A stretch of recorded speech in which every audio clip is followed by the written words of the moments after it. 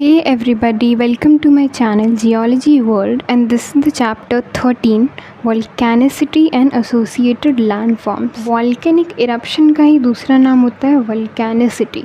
Volcanicity बोलते हैं उस प्रोसेस को जिससे कि जो हीटेड मटेरियल होता है, जो अर्थ के अंदर का जो हॉट मैग्मा होता है वो अर्थ के सरफेस पे आ जाता है, अर्थ के बाहर आ जाता है और ये एंडोजेनस प्रोसेस में आता है। हमें पता है वॉल्केनिक एक्टिविटीज़ जितनी भी होती है और जो वॉल्केनोज़ की वजह से बनने वाले सबसे स्पेक्टैक्युलर लैंडफॉर्म है वो वॉल्केनिक माउंटेन्स होते हैं। जो माउंटेन्स वॉल्केनिक एक्टिविटीज़ की वजह से बनते हैं उन्हीं को वॉल्केनिक माउंटेन्स बोलते हैं। जब लावा या मैग्मा अर्थ के बाहर आता है तो F.J. मोंकहाउस इन्होंने कहा है कि जो वॉल्केनिसिटी है, the term volcanicity includes its widest sense in all the process by which solid, liquid and gaseous materials are forced into the earth crust or escape onto the surface. Volcanicity वो process है या वो widest sense यानी कि as a whole वो सारे process को बोलते हैं जिससे भी कोई सॉलिड या लिक्विड या कोई भी गैस अर्थ के अंदर से अर्थ के सरफेस पे आता है, उसी को वॉल्केनिसिटी बोलेंगे।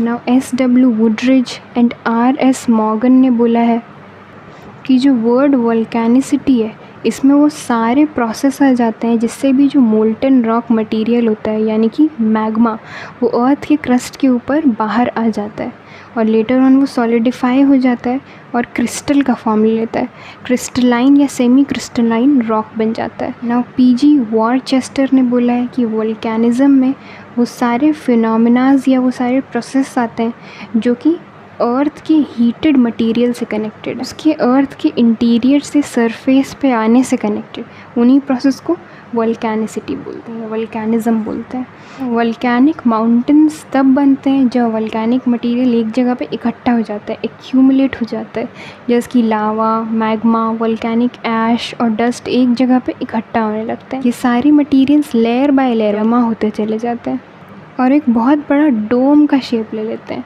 डोम या एक वॉल्केनिक कोन का शेप ले लेते हैं। तो ये जो वॉल्केनिक माउंटेन्स होते हैं ना, मैग्मा या लावा के एसिडिक या बेसिक होने से भी वॉल्केनिक माउंटेन्स के फॉर्मेशन में डिफरेंस आ जाता है।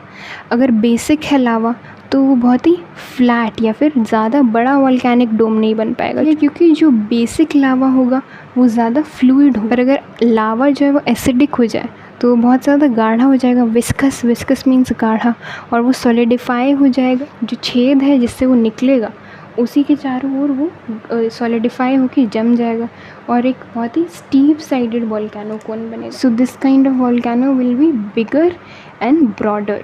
तो इसके एग्जाम्पल्स देखते हैं। वॉल्केनिक माउंटेन्स जो है कहाँ कहाँ पर है।